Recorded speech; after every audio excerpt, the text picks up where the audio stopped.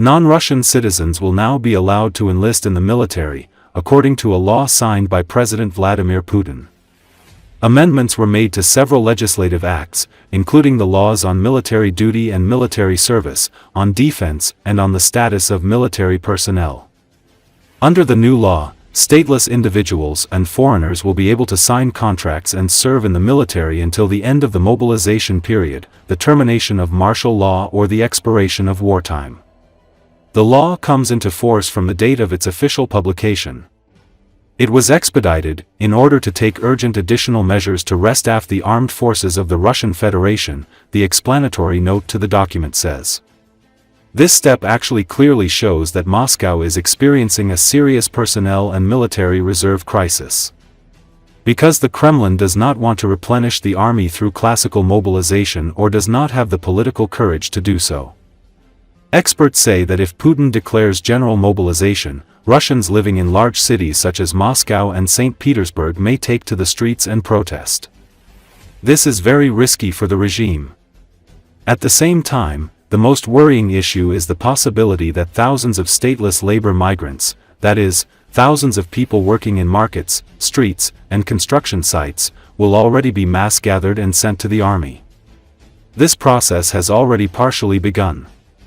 As is known, in recent months, the head of the Russian Investigative Committee, Alexander Bastyrykin, announced that so far more than 20,000 stateless migrants have been forcibly taken to war zones in Ukraine. Now, this new law fully legalizes this practice and institutionalizes it. That is, migrants taken from the market, the street, and construction sites will be turned into legal soldiers with formal contracts and sent to the front. The law also shows that Russia's defense system is riddled with huge gaps, both in terms of quantity and quality.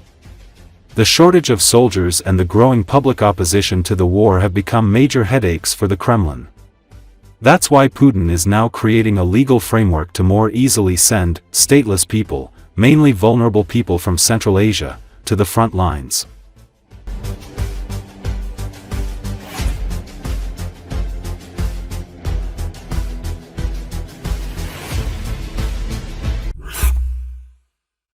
Deputy Chairman of the Russian Security Council Dmitry Medvedev distinguished himself with yet another sharp anti-Western rhetoric. He took it out on NATO Secretary-General Mark Rutte. The message was published on Medvedev's English-language account on the X platform. The reason for the latest outburst was Rutte's words, who admitted that Russia could attack the alliance on orders from Beijing. Medvedev responded with the usual stream of threats and insults. In particular, the Kremlin representative threatened that the Secretary-General would end up in a concentration camp in Siberia. Secretary-General Rutte seems to have eaten too many of the Netherlands' favorite magic mushrooms. He sees a Chinese-Russian conspiracy over Taiwan, and then a Russian attack on Europe. But he is right about one thing. He should learn Russian. It could come in handy in a Siberian camp, Medvedev wrote. This was said in English and posted on his English-language account, which emphasizes the targeted nature of the threat.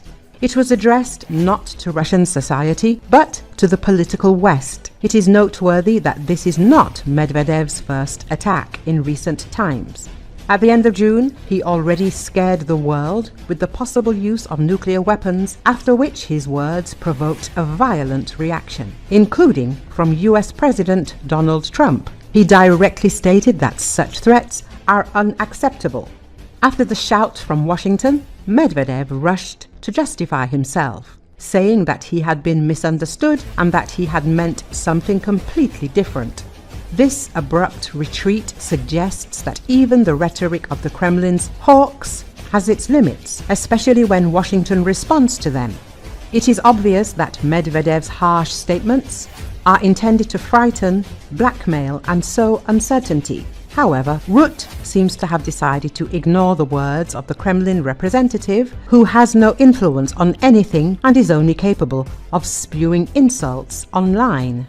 Earlier, Medvedev lost his temper after the defeat of Russian aviation, revealing the Kremlin's plans. Medvedev essentially revealed Moscow's true goals on Telegram, stating that the talks in Istanbul are not needed for a compromise peace on unrealistic conditions invented by someone, but for a speedy victory and the complete destruction of the neo-Nazi government. These words were a direct admission that the negotiations were nothing more than a smokescreen.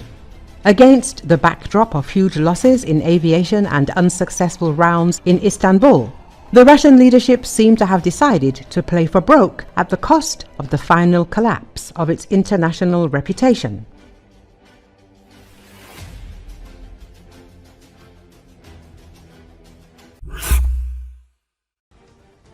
The German authorities are well aware of the need to strengthen national security to protect against Russian threats. Russia is already attacking Germany, actively waging a hybrid war against the country. The head of the German government, Friedrich Merz, spoke about this on the Maischberger show. Information war. In particular, there are attempts at sabotage, dissemination of disinformation, and fake news, including those created using artificial intelligence. For example, propaganda channels such as Russia Today systematically misinform the German population. In addition, attacks on infrastructure, arson and sabotage are being recorded in the country, which are probably the work of Russian special services. Almost all traces lead to Russia, the Chancellor added.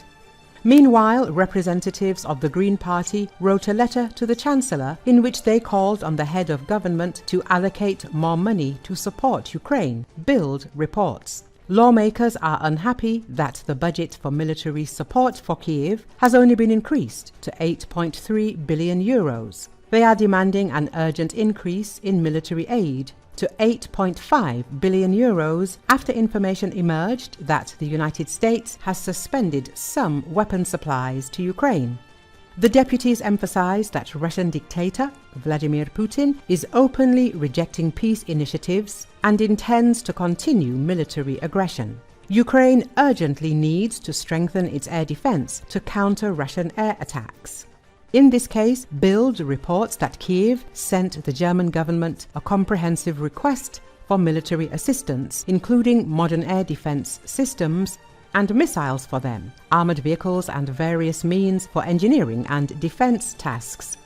The contents of the request, according to journalists, 4 Iris-T SLM systems and 2,000 missiles for them, 200,000 40mm shells for the Gepard anti-aircraft mounts, 1,000 mine-protected armored vehicles, 200 tracked armored vehicles, 30 engineering vehicles for mine clearance, from 20 to 30 Y-Cent engineering vehicles, 200 SUVs, 1,000 GPS signal jamming systems to combat drones, 200 ground-based surveillance radar stations.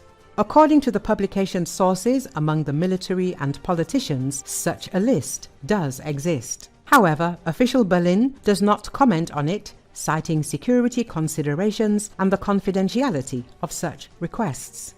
For reasons of military security and in accordance with the new line of communication of the federal government on support for Ukraine, we do not comment on individual support measures, the German Defense Ministry told journalists. The publication adds that it is unclear how the German authorities will respond to the Ukrainian request.